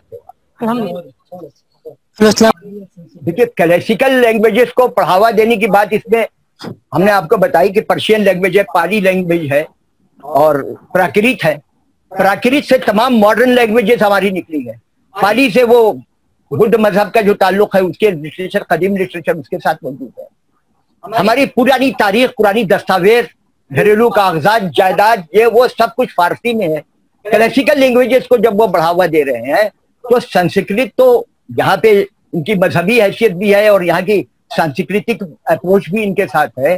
तो ये आपके ऊपर, आप पर किस तरह पढ़ाई जाने वाली है, आपके निसाब में किस तरह शामिल की जाने वाली है, जब तक पूरा फ्रेम हमारे सामने नहीं आएगा तब तक हम इसके ऊपर कोई बात नहीं कर सकते। हमें संस्कृत ज़बान से मोहब्बत करते हैं, हम उसको नेग्लेक्ट नहीं करते हैं, लेकिन उससे हमारी जो दूसरी तालीम है वो कैसे अफेक्ट होगी इस पर हमको सोचना है। ये हम इस पर तब बात कर सकेंगे जब पूरा इनका फार्मूला, पूरा एजेंडा हमारे सामने होगा। दूसरे मामलों में तकलीफ का सामना अशफाक साहब, यहाँ थोड़ी सी मिसअंडरस्टैंडिंग हो रही है, मैं इसको क्लियर करने की कोशिश करूँ। ये हमारी पॉलिसी ये कहती है कि national institute for Pali Prakrit Persian to be set up with in university campus. आपके सिलेबस का हिस्सा नहीं बना रहे हो, सिलेबस का हिस्सा बनाओ, उनका एक कैंपस बनाना, उनकी तरक्की की तदाबीर करना। मैंने यही अर्ज किया कि मॉडर्न लैंग्वेजेस में इनका शुमार नहीं है, आपको मॉडर्न लैंग्वेजेस पढ़ाई जाने वाली है। तो उसमें हम ये मुतालबा कर सकते हैं कि आप अरबी को शामिल कीजिए कि वो क्लासिकल लैंग्वेज है। उर्दू का हम मुतालबा नहीं कर सकते कि उर्दू मॉडर्न लैंग्वेज है। मॉडर्न और क्लासिकल को एक जगह आप कैसे कर सकते हैं? नहीं, मैं उर्दू की नहीं बात कर रहा हूँ, मगर सफर नंबर 14 और 15 पर जो जिक्र है पॉलिसी के, तो उसमें उन्होंने इन नौजवानों के जिक्र के साथ कहा है कि इसमें तमाम तरह सॉफ्ट मवाद तैयार किया जाएगा। तो जब इतना जोर है और फिर उसके बाद ये जो जबानें आपने जिक्र किया है तो उनकी जो एकेडमीज बनाई जाएंगी, तो वहां पर कहीं ना कहीं एक शक होता है कि पुराने अदब की तरफ जो वापस जा रहे हैं तो उससे कहीं जदीद साइंसी नजरियात पर नुकसान ना हो कुछ। अब ये पूरा फार्मूला जब आ जाएगा, पूरा इनका सिलेबस सामने आ जाएगा, पूरी स्कीम ऑफ सब्जेक्ट सामने आ जाएगी, तब उस पर बात कर सकते हैं। अभी तो मैंने आपको शुरू में किया कि हमें एंशंट इंडिया और एंशंट इंडिया के वैल्यूज से, उसकी जुबानों से, उसके एजुकेशन सिस्टम से कोई बैर नहीं है, हम उसका इस्तेमाल करते हैं, कोई बैर नहीं है। हाँ, लेकिन उसमें वो उसत है कि नहीं जिस उसत का मुजाहरा सर्वपल्ली डॉक्टर राधा कृष्णन ने किया था, इस पर इन्हिसार है। ये बात मैं पहले ही कह चुका हूं। अब ये 66 सफे में ये चीजें क्लियर नहीं हो पाती।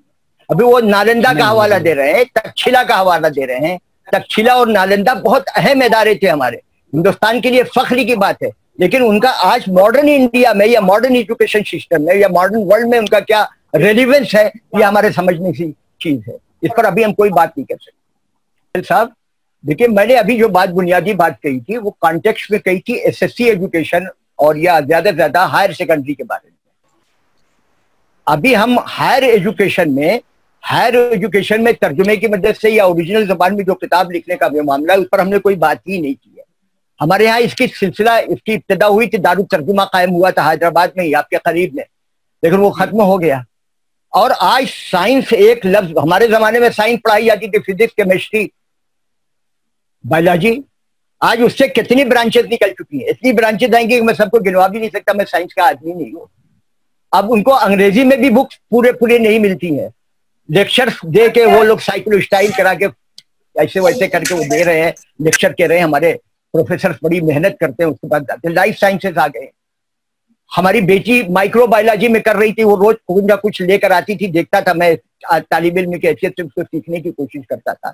تو میں نہیں سمجھتا کہ ابھی ہماری سائنٹیفک یا سائنسی جو مضامین ہیں ان کی ضرورت کو پورا کرنے کے لیے انگریزی کے علاوہ کوئی زبان ہندوستان میں ہمیں خود کفیل ہونا چاہیے, اس میں کام کرنا چاہیے.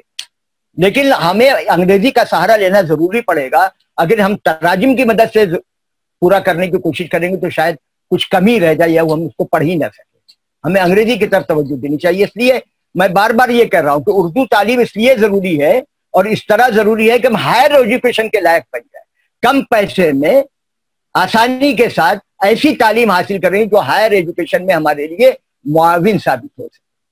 اس پہ آپ توجہ دیجیے. اور آپ خود پروفیسر ہیں ماشاءاللہ, اب آپ خود یہ دیکھیے کہ ہمارے وہ بچے جو انگریزی جن کی کمزور ہے وہ کیسے ہماری زبان میں یا کوئی انڈین لینگویج میں اس مضمون کو پڑھ سکتے ہیں. میرا اپنا یہ تجربہ ہے کہ وہ ٹیکنیکل بکس یا پروفیشنل بکس اگر ہندی میں دی گئی ہیں یا کسی ہندوستانی زبان میں دی گئی ہے تو کوئی نہ کوئی کمی رہ گئی, اس کو اس طریقے سے انگیز نہیں کیا گیا ہے جس طرح سے انگیز ان کو کرنا چاہیے. جس طرح انگریزی میں پڑھنے کے بعد اس چیز کو اس نے سمجھایا اور اپنے کو ظاہر کر دیا ہے, اس کو ایکسپریس کرنے میں اس کو کامیابی ملی. السلام جی عظمیٰ صاحب, کیسی ہیں آپ؟ الحمدللہ الحمدللہ. فہیم صاحب نے روک دیا. ناگپور سے ایک صاحب کا سوال آیا, مجھے بھی تھوڑا سا اسی بارے میں بات کرنی تھی. کیا ہمارے اردو تعلیم میں یہ نقصان نہیں ہے اچھے عنوانات وہاں سے نہیں آنا, کہ اس کا عنوانات کا جو اچھے عنوانات کا فقدان ہو گیا ہے, معیار ختم ہو گیا ہے انجمن اسلام دینیات مقابلوں میں, یہ اس سے ریلیٹڈ ہے؟ فہیم صاحب کہہ رہے ہیں کہ وہ ریلیٹڈ نہیں ہے. میں سمجھ گیا عظمیٰ صاحبہ جی, کہ وہ فہیم صاحب نے تو روک دیا تھا. اس وقت ہمارے پڑوس میں انجمن اسلام کے ممبر بیٹھے ہوئے ہیں اور وہ جانتے ہیں کہ ہم آپ کو جانتے ہیں, آپ مجھے جانتے ہیں. وہ یہ سمجھیں گے کہ میں نے آپ کو سمجھایا ہوگا اور آپ سوال پوچھ رہے ہیں. تو وہ ایک اہم کام تو تھا اور آج بھی ہے. وہ ہمارے ایسے لوگ ہیں وہاں پہ جو اس کام کو کریں گے. آپ کا سوال آ گیا ہے اور اس میں کیا کمی رہ گئی کہ آپ لوگ خود ایک لیٹر بنائیے اور وہاں صدر صاحب کو اور وہاں کے ذمہ داروں کو بھیجیے اور آپ محسوس کریں گے کہ یہ کام زندہ ہے. ہم نے چھوڑ دیا ہے لیکن ہماری دعا ہے کہ وہ کام جاری رہے اور اچھی طریقے سے جاری رہے, اور ایسے لوگ ہیں جو اس بات پر اصرار کریں گے. آپ اس سلسلے میں ہمارے 2 سوالات آئے ہیں اس وقت. یہ ہمارے لیے خوشی کی بات ہے کہ جس کام سے ہم, اور میرا خیال ہے کہ میری بہن سلمہ بہن بھی اس وقت سن رہی ہے, وہ بھی اس چیز کو پہنچائیں گی. وہ اس کی ذمہ دار ہے, بڑی خوبصورتی کے ساتھ وہ کام کرتی, دن رات میری بہن وہاں پہ کام کرتی, میں بھی کام کرتا تھا. ہاں ہم لوگ دیکھ چکے سر. تو وہ ایک بہت بڑا, کیسے عنوانات وہاں پہ آتے تھے, کیسے آدمی روتا ہوا باہر آتا تھا. کتنے لوگوں نے آگے کہ سر ہم کو پہلی مرتبہ یہ ہوا خدمت خلق اور سوشل ورک, اس کنسپٹ کو الگ کیا گیا, افشے مبشرہ کو لائے. کیا ماڈرن ایجوکیشن, ماڈرن سوسائٹی میں اپنی قدروں کو کیسے ہم زندہ رہیں, اس پر مضامین. تو کتنے مضامین آتے تھے وہاں پہ اور اس کا فائدہ تھا, اور ہر سطح پر. پھر ہم لوگ یہ کرتے تھے کہ پرائمری کا یا اپر پرائمری میں جو عنوان دیا گیا یا ایس ایس ٹی میں دیا گیا یا جونیئر کالج میں دیا گیا, گریجویشن بھی دیا, ٹیچرز کے دیا گیا, تو ویسے ہی ججز کو بھی لاتے تھے. اب وہاں پہ یہ ہونے لگا کہ صاحب جس کے سر پر بھی جس نے خاص وضاحت بنائی ہے وہ آ کے مینجمنٹ کے سامنے یا صدر کے سامنے بیٹھ گیا. صدر صاحب نے کہا اس کو جج بناؤ. ये देखा कि उसके सर पर टोपी है, ये नहीं देखा कि उसके सर टोपी के नीचे सर और सर के नीचे भेजा है या नहीं है, इसका ख्याल ही नहीं किया, तो मिराज तो खराब हो जाता ना। ये तल्ख बातें हैं, मैं कहना नहीं चाहता था, लेकिन ये दूसरा तीसरा सवाल है तो मैंने इसको कहना शुरू किया। इस पर खुद अंजुमन के जिम्मेदारों को करना तवज्जो करनी चाहिए। हमारी दुआएं, हमारी नेक ख्वाहिशात, हमारी कोशिश यही होगी कि वो अंजुमन का वो प्रोग्राम जारी रहे, उसको लोगों को फैज़ पहुंचे और ज्यादा से ज्यादा तरबियत का काम करे, उसकी बहुत जरूरत है। पूरा हिंदुस्तान, खास तौर से पूरा महाराष्ट्र उससे फैज़ उठा रहा था जी सर। पूरा फायदा। आपको आज हमारे पास 2-3 फोन दिन में भी आए थे कहीं ना कहीं से, और हमने उन लोगों को मना किया था कि भाई इस मौजू पर आप कोई सवाल मत कीजिएगा, कि ये प्लेटफॉर्म वो नहीं है, इस पर दूसरे मौजू पर हम बोल रहे हैं, और हम वहां से वाबस्ता भी नहीं है, तो हमारी कोई दिलचस्पी और कोई जरूरत वहां से हमारी कोई जिम्मेदारी भी नहीं है। लेकिन आपने कहा हम आपके जज्बात की कदर करते हैं और आपकी ये बात वहां तक पहुंचेगी। हमारे शाहनवाज भाई हमारे मौजूद है, वो अंजुमन के मेंबर है, वो भी पहुंचाएंगे। हमारी सलमा बहन भी सुन रही होंगी, मेरा ख्याल है कि अख्तर रंगून वाला साहब हमारे कल्चरल बोर्ड के चेयरमैन है, वो भी सुन रहे होंगे, तो वो भी पहुंचाएंगे। दूसरे भी हमारे असातिज़ा सुन रहे होंगे, उनका भी यही एहसास है। अंजुमन के बहुत से टीचर्स और प्रिंसिपल्स ने भी इस बात की है। आप देखिए कि मैंने उसको छोड़ दिया, लेकिन वहां की जो अच्छी बातें थी उनका अच्छे लफ्जों में मैंने जिक्र किया है कि एक तारीखी कारनामा उस हमने वहां के जो वर्सोवा वाला जो मिसाल हमने आपको कितना बड़ा काम किया था, हमने आबिदा बहन का कितना बड़ा मिसाल दिया कि भाई कितना बड़ा काम किया, हम उनकी कदरी की निगाह से 53,000 बच्चे वहां फायदा उठा रहे हैं।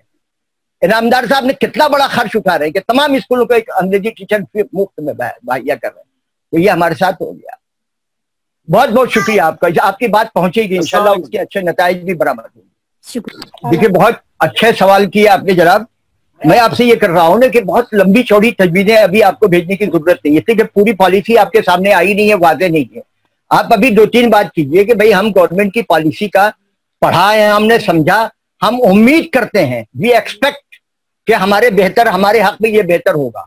इस पॉलिसी के एवज हमारे ज्यादा बच्चे पढ़ेंगे और हमारे बच्चे बहैसियत मजमून भी उर्दू को पढ़ सकेंगे, बहैसियत मीडियम भी उसे अख्तियार कर सकेंगे और ऐसी तालीम हासिल करेंगे जो हायर एजुकेशन के लिए उनके लिए मुआविन साबित हो और कम खर्च हो, कम जॉब ओरिएंटेड हो। तो मल्टी डिसिप्लिनरी है, उसका हम इस्तेमाल करते हैं। हमको उर्दू स्कूल चलाने की इजाजत दी जाए, शर्त के साथ कि हम उसमें अंग्रेजी भी पढ़ा सके इब्तदा से ही, और उसको टेक्नोलॉजी से भी जोड़ सके इब्तदा से ही, और जो आसानियां आपको जरूरत चाहिए उसको ले लें। और जो बच्चे हायर क्लासेस में उर्दू एज ए सब्जेक्ट पढ़ना चाहते हैं उनको उनकी फैसिलिटी दी जाए, सही माने में 3 लैंग्वेज फार्मूला को अपनाया जाए, इसको करने की कोशिश की जाए। अगर हमने ये इतनी बातें भी अगर हमने कर ली इस लेवल पर, तो ये हमारे हक में बहुत, देखिए फाउंडेशन स्टेज बहुत अहम होता है, वहीं से उर्दू को खत्म कर दिया गया था। फिर उर्दू वालों के बारे में, आप उर्दू के असातिज़ा के बारे में जो बातें आपने कही वो हम दोहरा नहीं सकते। मैं बाहर का आदमी, आउटकास्ट समझ के लोग निकाल देंगे भाई ये तो टीचर भी नहीं है। तो उर्दू के बारे में कुछ बहुत सारी गलतफहमियां थी, उन गलतफहमियों का इजाला करना आपका काम है। कुछ अरसा पहले, मैं 2 साल पहले रत्नागिरी गया था, वहां के प्रोफेसर साहब ने अभी एक सवाल भी किया था, डॉक्टर दानिश साहब ने, तो वहां मैंने कुछ बातें इस सिलसिले में अर्ज की थी। उर्दू के हिंदुस्तानी कैरेक्टर के बारे में उर्दू अखबारात में तो उतना नहीं आया था, वहां के 7 या 13 अखबारात में बहुत अच्छा कवरेज मिला था उस सेमिनार का।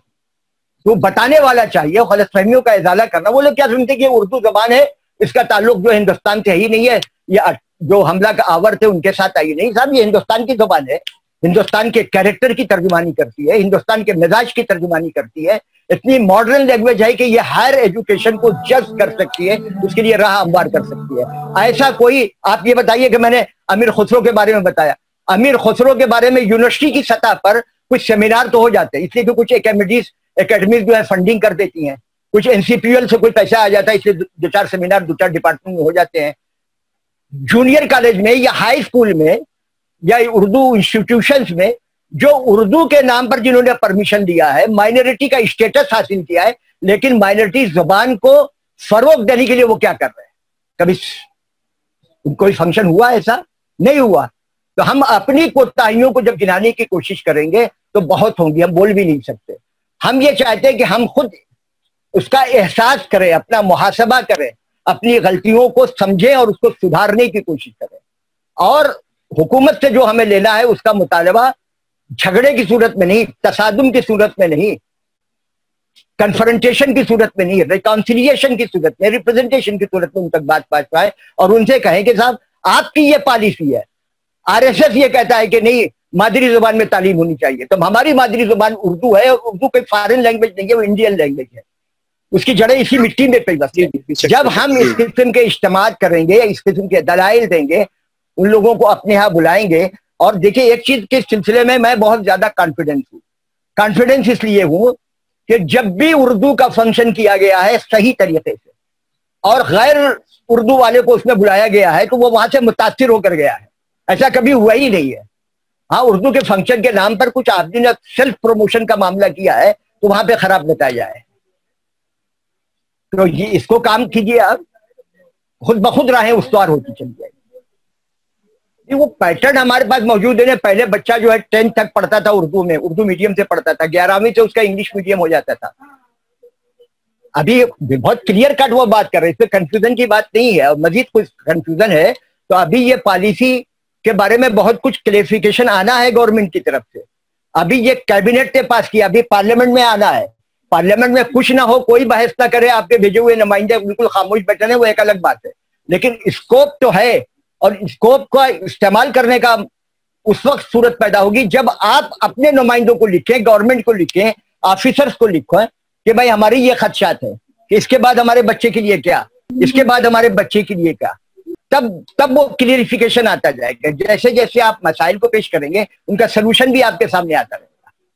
देखिए ये जो है ना, इसमें क्लियर है आपकी जो बुनियादी तालीम है, फाउंडेशन स्टेज पर जो है, अर्ली एज एजुकेशन है, आप उस जुबान में पढ़ाइए जो बच्चा घर में पढ़ता है या अपनी माँ के गोद में पढ़ता है या दूसरी जुबान बोलने वाली माँ घर में आ गई है। ऐसा भी हो सकता है ना भाई हम महाराष्ट्रियन हैं, उर्दू बोलते हैं, मराठी बोलते हैं और हमारी बीवी गुजरात से आई हो तो वो गुजराती बोलती होगी और हम चाहते हैं कि हमारा बच्चा जो मराठी में पढ़े।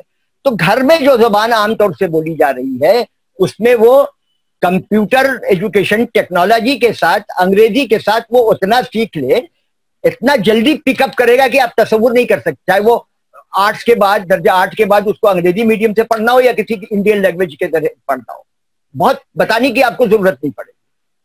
हम लोगों के साथ बड़ा मसला आता है यहाँ, लेकिन इसी तरह हल होता चला गया वो। इसको अभी पूरा फार्मूलेट होना चाहिए। आप अपनी दुश्वारियों को पेश कर दीजिए, लिखिए, आप बोलिए, जो जानकार लोग हैं उनसे पूछिए, असातिज़ा से पूछिए, एडमिनिस्ट्रेशन को लिखिए, आपके सामने सारी चीजें आ जाएंगी। देखिए ये मैं आपको बताऊं कि उनको मेन स्ट्रीम एजुकेशन का हिस्सा वो ऑलरेडी हैं। जो उर्दू मीडियम का बच्चा है वो मेन स्ट्रीम से बाहर का नहीं है। और ड्रॉप आउट का आप क्या नहीं, आप जरा सा इसको तफसील से समझिए। इस सिलसिले में अच्छा सवाल आपने किया, बहुत से लोगों के जहन में यह कंफ्यूजन है। मैं ये अर्ज कर रहा हूं कि ड्रॉप आउट का शिकार अगर बच्चा उर्दू मीडियम के स्कूलों में होता है तो अंग्रेजी मीडियम के स्कूल में तो वो जाएगा ही नहीं, वो पहले ही दिन का खर्च पूरा नहीं कर सकेगा जी। इतनी मुश्किलात हैं, उनकी फीस का स्ट्रक्चर देख लीजिए, उनकी किताबों का खर्च देख लीजिए, उनका मेंटेनेंस और पॉकेट मनी का देख लीजिए, तो आपको देखेगा कि यहाँ के मुकाबले में वहां बहुत खर्चे हैं। जहां बच्चे उर्दू मीडियम के जो बच्चे हैं इसलिए गश खाकर जमीन में गिर जाते हो तो वो नाश्ता करके घर से नहीं आए थे, उन बच्चों को आपको पढ़ाना है। अगर वो वहां ड्रॉप आउट का रेट्स का है तो आपकी कोशिश है कि भाई हम अपनी पॉकेट से कुछ खर्च करके कुछ उनको दें और वो हमारा काम करे और हम वो कर दें। तो अंग्रेजी में ये नहीं हो सकेगा। एक साथ 70 बच्चों को रेस्ट्रिकेट किया गया है यहाँ पे स्कूलों में। मैंने देखा बम्बई का कॉन्वेंट स्कूलों में या इंग्लिश मीडियम स्कूलों में देखा है। तो ये हमारी जिम्मेदारी है, उसको मेन स्ट्रीम एजुकेशन का है हिस्सा। इनमें थोड़ी तवज्जो की जरूरत है कि अब हमारे असातिज़ा को कुछ ज्यादा मेहनत, वो प्रोफेशनल बनना पड़ेगा, उर्दू तालीम को इस तरह पेश करना पड़ेगा कि वो आज की हायर एजुकेशन में उनको तकलीफ ना पहुंच सके और दूसरी चीजों को तवज्जो करे, उनका एटमॉस्फेयर अच्छा पड़े। अंग्रेजी स्कूलों में सब कुछ हमसे अच्छा नहीं होता लेकिन उनका एटमॉस्फेयर अच्छा होता है, बच्चे साफ सुथरे माहौल में रहते हैं, साफ सुथरे कपड़े पहन के आते हैं, उसमें कुछ खर्च होता है। यहाँ वो नहीं होता है, जिस क्लास के बच्चे आते हैं, लेकिन टैलेंट वहां पे भी होता है, हैरत में डालने वाले होते हैं। सबसे पहले तो अल्लाह ताला का शुक्रगुजार है जिसने हमें इस प्रोग्राम करने की तौफीक अता फरमाई। मैं आज के मेहमान खास स्पीकर जनाब शमीम तारिक साहब का भी شکر گزار ہوں جنہوں نے اپنے خیالات کا اظہار بہترین انداز میں کیا اور ہمارے رفقا کے سوالات کے جوابات کا بے باکی سے جوابات دیے. میں ہمارے ساتھی رفقا جناب فہیم سر، عبد المجید انصاری سر، فیاض مومن سر اور مکرم خان سر کا بھی شکر گزار ہوں جو اس پروگرام کو کرنے کے لیے اور بہترین کوشش ان کی کاوشوں کے بغیر ممکن نہیں ہو سکتا تھا اس پروگرام کا انعقاد. میں تمام شرکا جو اس پروگرام میں شریک ہوئے ہیں ان کا بھی تہہ دل سے شکر گزار ہوں کہ بہترین انداز میں آپ نے شرکت کری اور اس پروگرام کو بہت کامیاب بنایا. شکریہ. اللہ حافظ. جزاک اللہ، بہت بہت شکریہ. میٹنگ کا اختتام کیا جاتا ہے.